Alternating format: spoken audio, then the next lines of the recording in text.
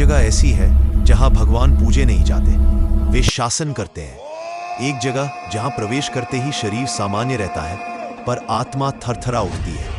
एक जगह जहां मृत्यु भी भय नहीं देती, क्योंकि वहां स्वयं महाकाल बैठते हैं। यह उज्जैन है, समय का केंद्र, भाग्य का द्वार और वो स्थान जहां जब महाकाल हंसते हैं तो ब्रह्मांड कांप उठता है। उज्जैन सिर्फ शहर नहीं, यह वो स्थल है जहां समय की परिभाषा बदल जाती है।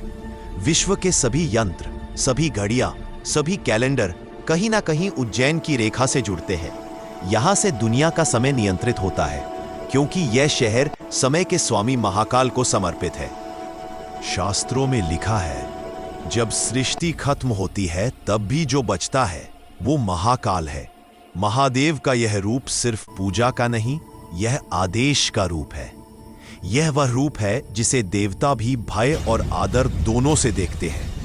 कहते हैं महाकाल के आगे भाग्य भी हथियार डाल देता है। यही कारण है यहां मांगी इच्छाएं नहीं मिलती, यहां जीवन का रास्ता मिलता है। दुनिया में हजारों आरतियां होती है, लेकिन भस्म आरती अलग है, क्योंकि ये आरती नहीं, ये जागरण है।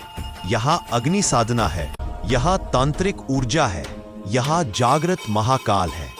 भस्म सिर्फ राख नहीं, ये जीवन और मृत्यु दोनों का प्रतीक है। और जब ये महाकाल पर चढ़ती है तो लगता है जैसे समय की धड़कन तेज हो गई हो।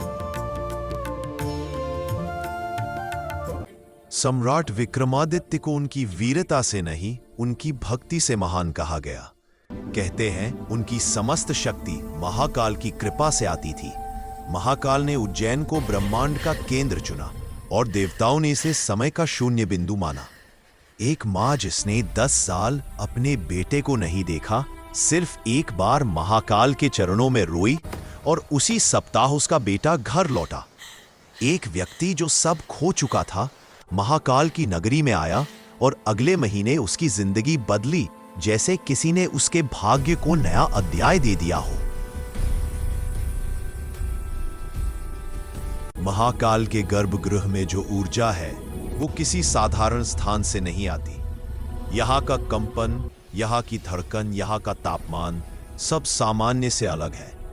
भौतिक विज्ञान कहता है यहां शून्य ऊर्जा का क्षेत्र है। धर्म कहता है यहां महाकाल का निवास है।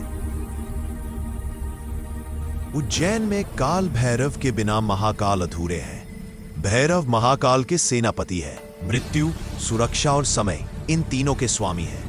उज्जैन की धरती पर महाकाल की सांसें हैं और भैरव की धड़कनें।